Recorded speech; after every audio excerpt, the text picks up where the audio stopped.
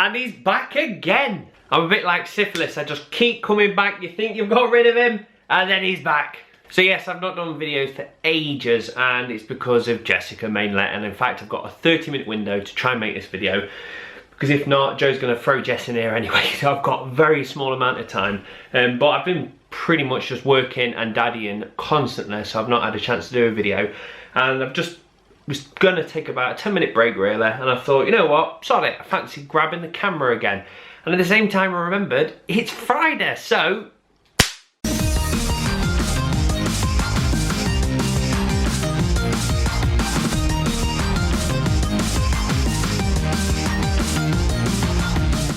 Oh, it's good to hear that music. So first of all, I want to warn you, it's not really a Friday night rant. Because I've not kept my finger on the pulse of gaming news, there's just a few things that I want to talk about. So to start off with, just want to pretty much say what I've been playing. Ark was majority of what I've played since I last left you. I did speak a little bit about it, but that got me by the balls and I put a disgusting amount of time into it. And Ark's one of them games which I think is fantastic, but the problem is when you don't play that game, I think there's something like a week or maybe a 2-week time limit, and after that time people can destroy your builds. And we made this massive gigantic castle, spent so long doing it and really enjoyed the game, and then the honeymoon period kind of stopped, and it was one of them things where you have to keep logging in to make sure the castle doesn't get knocked down. And at one point it was like, I don't want it to get knocked down, but at the same time I want it to be knocked down, so then I haven't got that worry of keep logging in all the time. So yeah, I've not been on that for over a month. I don't think the lads have neither, so I'm pretty sure that's been smashed to bits now, which is a shame. But it's just one of them things, that's the way the game works, and I can't think of a better way to do it, because if the build could stay there forever, then maps would just be full with garbage buildings. So the thing that brought me away from that was Divisions came out, and that's how long it's been. Like, I've not even spoke about Division, and my God, did I love Division. I knew I was going to, and I loved every second of it. But then, like, I kind of hit a wall and just stopped and sold the game instantly. I did all the story with all the lads, really enjoyed it, apart from the last boss fight, if you want to call it that, is just lackluster. I was like gearing up to go, this is going to be super difficult, and it was a cakewalk, which is a shame. I hate it when games like build you up and then just boop right at the end. But aside from that, everything's perfect about that game. The attention to detail in that game is so good, to the point it kind of I got so used to seeing the world in such detail that my brain was like, this is what games should be. It's not necessarily about the graphics, obviously it's mainly about the gameplay, but when it comes down to trying to make me believe I'm in an environment, it's not the graphics, it's the attention to detail, like the rubbish and the leaky pipes and all the kind of stuff they put into it really made it an immersive world. And I was like, this is what I really like. And then after, I then quickly looked at Hitman. It was only one scene of Hitman, the rest of it could be quite good, but anyway, I saw one scene of Hitman, I was like, oof, that looks like a computer game, because the attention to detail is not there. Like, it's just one solid texture for the floor, and it was quite jarring going from that game to the other. But I have seen some other stuff on Hitman, it does look quite nice. But the point is, that's kind of set the bar for me now. And after I played that, I jumped into Quantum Break, and again, this is a good game with attention to detail, so I've kind of kept the quality of games quite high at the moment. Quantum Break, absolutely fantastic. I love how they've done the TV show as well. I was a bit dubious whenever you hear the word TV show and game or movie, anything like that, you panic. And it was done really well. I quite like how it chopped and changed in between, and depending on what you do is your outcome of the TV show, and it was done perfect there. And it was also done to the point where there was enough. It wasn't too much so it got boring, it wasn't too little where you go, oh, I kind of want a bit more of that. So it was the perfect blend, and the gameplay in it was fantastic. It was, the thing that got me more than anything is it felt like when I was fighting, I was in there. When I was using my powers, I was having to think quickly on my feet, go do this, and jump around, where some games either hold your hands too much, or when you're fighting it's just a bit repetitive and tedious. But I absolutely loved it. And then after that, I pretty much stopped. I haven't gamed heavily actually this month. I've jumped on a few times with the lads, play a bit of Battlefield, got to keep my hand on it. Battlefield 1's around the corner. So yeah, I've just been playing a bit of that, but apart from that, I've just been Netflixing loads, because it's much easier to have Netflix in the background when you've got a kid than it is to gaming. And the other reason is I'm trying to get as much work done, because with me being self-employed, I have the beauty of when I know a game is going to just suck me in and I'm not going to be able to get any time or effort, what I do is I work crazy, get as much work as done possible, because then I know when that game comes out I can just enjoy it for a week.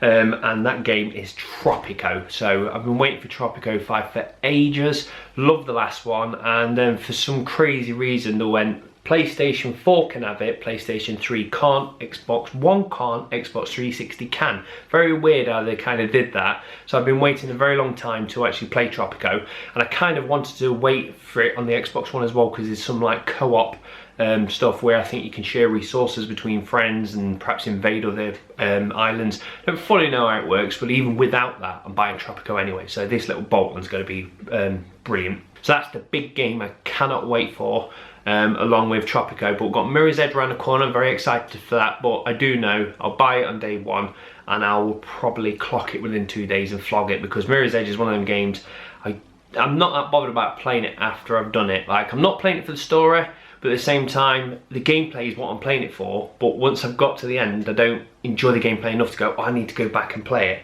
In fact, I would do, but I just know with time constraints, I haven't got that luxury of just going, I'm just going to play Mirror's Edge again. So I'll flog that instantly.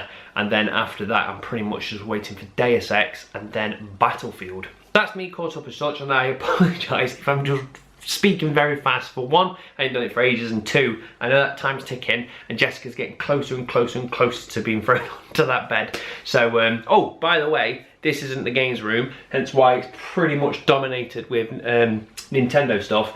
I'm in a temporary office because the loft is trashed at the moment, so I'm in Joe's game room, hence all these cutesy animal. Take that, Joanne. Yes, the thing I wanted to talk about is EA Access. Now, this is something that I really like the service, because like I said, back in the day, you go 3-4 years back on my channels, and I was like, I'm not going digital, I'm not doing this, and I kind of got pulled into digital, and I'm still not buying digital games like Tomb Raider or Mirror's Edge, simply because it's pointless, because I know once I've done it, I'm selling it. It's the games that I'll play constantly, like Forza and stuff like that, I'm more inclined to buy digital. And also I won't buy Mirror's Edge, because there's no point ever buying an EA game digital anymore, because you know between 9 months to a year EA Access are going to give it for free anyway, so it's pointless buying them. But anyway, as I've said many times in past videos, I think EA Access is a really good service, especially for me, because obviously they've got FPSs in there. If you're a sports fan, that's great. There's a few car games in there. You've got a few of the cutesy kids games in there, a couple of, one RPG in there, I believe. But it's going to grow and it's going to get better. But for me, there is the amount of games that I actually want. Especially they're talking about backwards compatibility. Hopefully will be added to it soon, so we might get a back catalogue of all the EA games, which is brilliant, because there's some classics in there like Saboteur and stuff like that. So yeah, anyway, back on point, I think EA Access is a very good service. I personally really enjoy it. I think the price is very good. And I always says that at first the idea of renting games sounds awful, but when you compare it to what PlayStation tried to do when they was charging X amount for so many hours, it was, the price point was so high, it was just stupid and it wasn't going to work. Whereas EA Access, I think you can get a month pass for about £2.39 on xboxpricecheck.com, shameless plug there, and ps4pricecheck.com, but obviously can't get EA Access, but I'll plug both of them there because I'm shameless.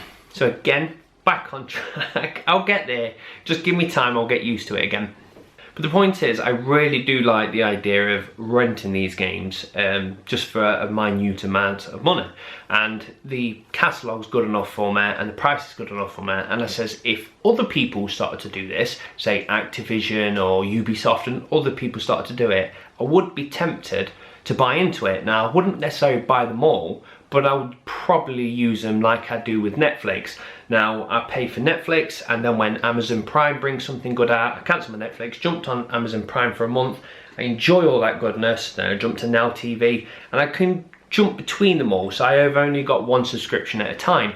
And I ideally would love to see this come to the consoles, because if I can just go, oh, it's Battlefield and they're giving away a bit of Battlefield DLC, I'll buy my EA Access, and then Ubisoft are giving something away, I'll jump onto that.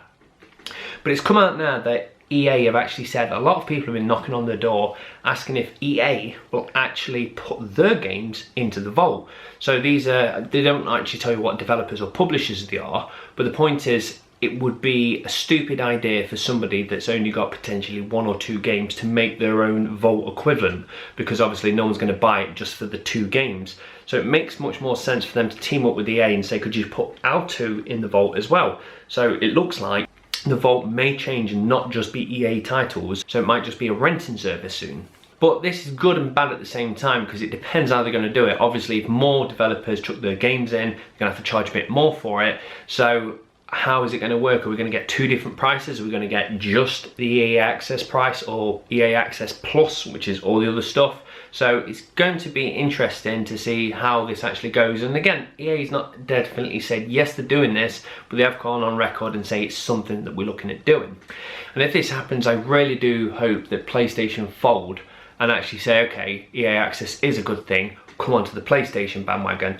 But I am slightly worried if it does go to PlayStation, because I know exactly what will happen. We'll be getting Battlefield thrown onto one console early and not the other, and both of them will start paying to get exclusive rights to have something a month early, which just pisses everybody off. But anyway, I think it's a good service, and I'm just interested in, what do you think? Have you tried EA Access? Would you be interested if it was a developer that was interested in?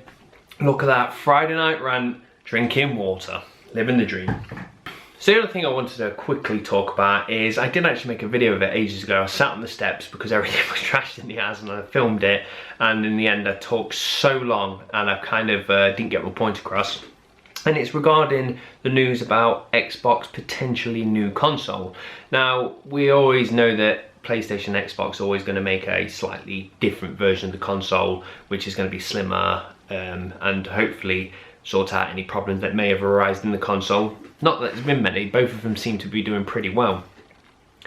But it sounds like that Xbox is looking to actually increase the hardware, which never normally happens. Now, they might swap parts out in the previous consoles, but they never normally give it a massive increase in graphics or power or whatever it be, because then it practically is a different console. But Microsoft has said they're looking at doing a modular console. So you've got the Xbox One, and we'll just call this one the Xbox Modular for now. So this modular will allow you to tailor make the console to your needs, which means they'll be able to put a better graphics card in, and then potentially a few years down the line you can take that out and put a better one in. Now, the information on this is pretty much non-existent apart from the word modular, which, as I said, makes you think you can swap parts out. Now, if they do this, it's kind of a good and bad thing in my eyes. Now, it's good because that means instead of having a console which then has to last you for X amount of years before the next one comes, it means that you can enjoy the leap in technology a little bit quicker, and hopefully keeping the price down, because it's going to be easier to just buy a graphics card for the Xbox than it is buying a brand new Xbox. At the same time, it does mean if something breaks, you can take that broken part out and just swap it, which means it's much cheaper. At the moment, if something goes pop in the Xbox, if you haven't got a warranty, you're replacing the entire console. But if it's modular and a particular part breaks, you can just buy that faulty part and swap it. So, depends how it works. That side of things makes me excited. The side that makes me worried is that developers can be dickheads.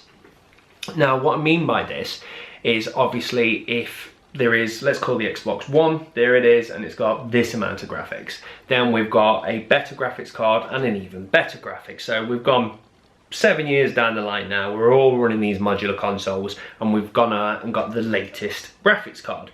Now, if you're a developer, you're going to go, okay, I'm going to have to go out and make a game, and it's going to have to be optimized for 3 versions of this console, the super good one, the medium, and the original. Which is still fine for a developer, because when they develop for games on the PC, they have to make it for so many optimizations. This graphics card with this chipset, with this driver, and there's a billion flavors out there. So it still is good for the developers, because it just means it's just going to be 3 flavors instead of hundreds like on the PC.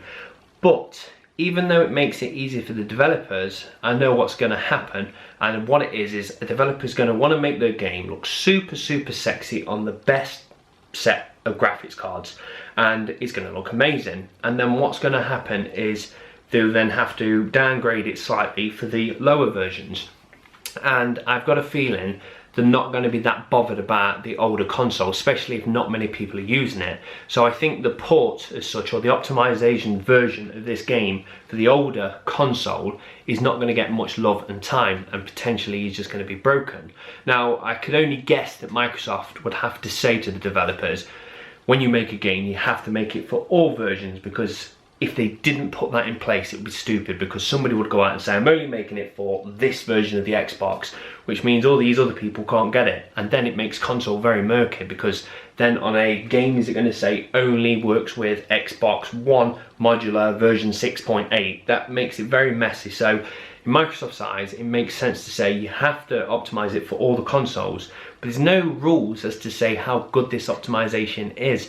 And I feel like if the modular didn't exist, the games that we get for the console now will be optimized to the best ability. You introduce a few more modular consoles, what you're happening is people are going to make it best for that and kind of just ignore that and do a half-ass optimized port, or whatever you want to call it, and it's going to damage the gamer's experience that can't afford these modular ones, who can't upgrade all the time. So that's the murky ground of modular, which I'm slightly worried about. Now, as I said, that's all speculation on my behalf, and we only know the word modular, but from there, that's kind of where I can assume it is. We're going to be swapping them, and then if that's the case, does it mean people that haven't optimized are going to be left slightly behind? And by optimized, I mean haven't upgraded. So yes, that's me done and dusted. I've got 18 minutes on this, so I'll probably be able to get it down to about 15 minutes, and I know Joe will be up here any minute. So I'm going to end it there, and I'm not going to be stupid and say, and I will be back next week, because it all depends. It's hard to get time with Jessica. I'm working at the moment, just trying to get as much done. Tropico's coming around the corner, but at the same time, I'm not going to say I won't be here next week, so we'll see how we go. Like I said, I don't keep my finger on the pulse that much about the news, but I've got it out now, I've done the thing, so I may actually dust off some of the old gaming websites I used to go on and just check up on the news and see if there's anything worth ranting about, and I may be back next week. So I love you and leave you, and I might see you next week. Cheers guys, bye. And a quick one just before I go. I'm editing it now and I'm well out of focus. I can only apologise for that. I grabbed the camera quickly, I forgot to set it up because I ain't done it in so long. So yes, next time I do a video, make sure it's manual and not automatic. And I'm going to have to love you and leave you, because I've got this bundle of joy sat down on me now. And in fact, before we go, Jessica, I'm going to teach you a life lesson. You ready? With your nice stain on your pants. Oh, we've got this. Or you can have this. Now Jessica, this is bad. We don't want to play with this. No! Oh God, she's already got the Nintendo bug. Now look, play with that. That's it. No! Nintendo's bad.